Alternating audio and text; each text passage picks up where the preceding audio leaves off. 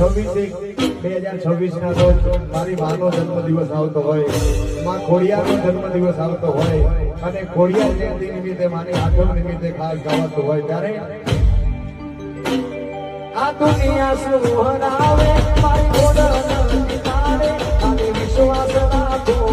એ તો